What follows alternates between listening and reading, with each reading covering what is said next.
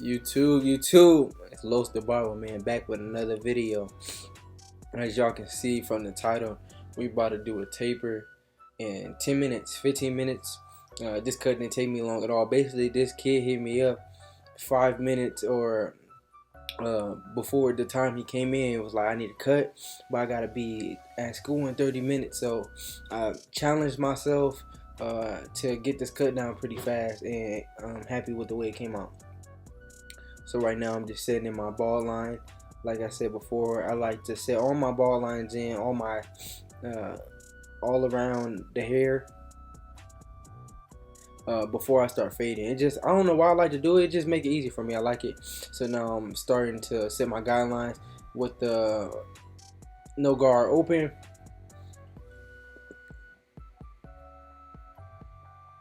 Now I'm putting that one in, and I'm about to start fading, and I'm doing a little rainbow shape. As you can see me tilting my clippers, I'm just fading, trying to get that shape of the taper I want. And one thing I noticed that I really wasn't being consistent. See, you see right here, I debulked after I started setting in my two guidelines when I should have done it before. And also I didn't get my guideline as clean as it should have been. I should knock all that hair off and got it down to that desired length that I wanted it to before I started fading. Now I got the 0.5 on there, and I'm just starting to inch up at that line, trying to fade that one into that no guard open.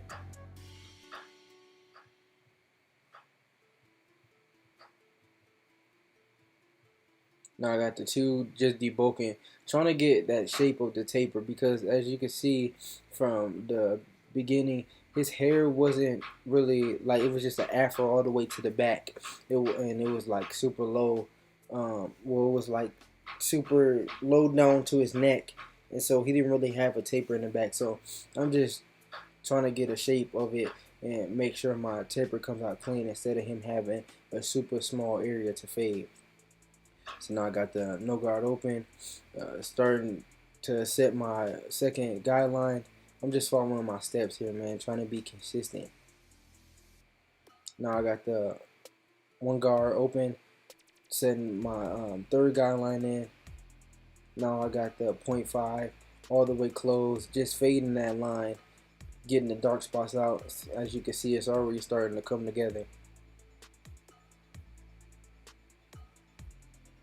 Man, that taper is looking really clean right now, and I still haven't even detailed. See, right here, I got the no guard open. Now I'm doing some detail work. I closed it or halfway, trying to inch up at that ball line, trying to fade that out, make sure the fade is as blurry as possible. As you can see right here, I started with the 1.5 and I debulked. But like I said before, I wasn't really consistent, and I didn't knock all that hair off. I did a better job on this side.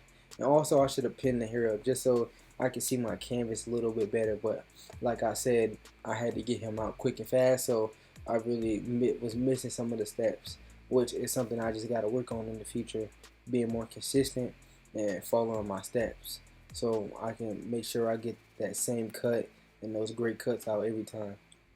Now fading with the no guard open, closing the lever, just keeping that rainbow shape. Right here I'm knocking down the area where the neck lineup is going to be, just so I can get a cleaner canvas, so the hair isn't so thick and it doesn't look like he really has a lineup. Because as you can see, by me doing that, it all came together. Now I'm combing out that front taper and all that hair, just getting it nice and laid down, getting it ready for the holding spray. Now I'm knocking down the hairline. I think I knocked it down to one open, I believe, with the grain. And as you can see when I put his hair back, how low it is. See, I should have did this at the beginning of the cut. Look how easy that made it, just to see those lines. Now I'm hitting them with the holding spray, just prepping my lineup. And I blow dried it out, making sure the holding spray sticks. And now I'm just freehanding the back of that taper. Like I said before, I didn't really like the shape of his taper. I didn't like how low it was down to his neck. So I'm just shaping it up, trying to get that desired shape of the taper look. just so it makes my fade come out cleaner, and just so it looks better for the client. And oh my goodness, look at my trimmers, man. Look at my trimmers, man. Crazy. You see how beautiful that line came up, and you can already see how good that taper is starting to look just by me putting that neckline in. Now I'm going C cups. I usually do both neck lines and then go to my C cups. But like I said, wasn't rushing, but I was challenging myself to go faster. So I was just kind of knocking out everything that I thought to go next. Now I'm detailing that bottom line, doing the other neckline.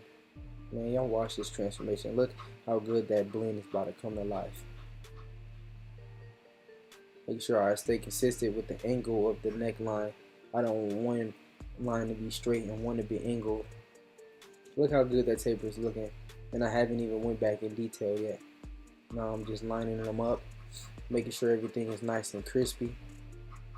Making sure I go back over a couple times just so when he showers or when he brushes his hair, that line is still crispy. Lining up the other C cut, being consistent, trying to match them both on each side. As you can see, I didn't like the one on the left side look compared to the right side, so I'm just going back in, detailing it, making sure I'm getting that desired shape that I want. And as you can see, I'll go back in and debulk it because I didn't like the length of the sides as well, and it was making the C cup look weird because how dark it was. Now I'm hitting that front line up, making sure it's nice and crispy, pulling that hair back just so I can see better, just so I don't push them back.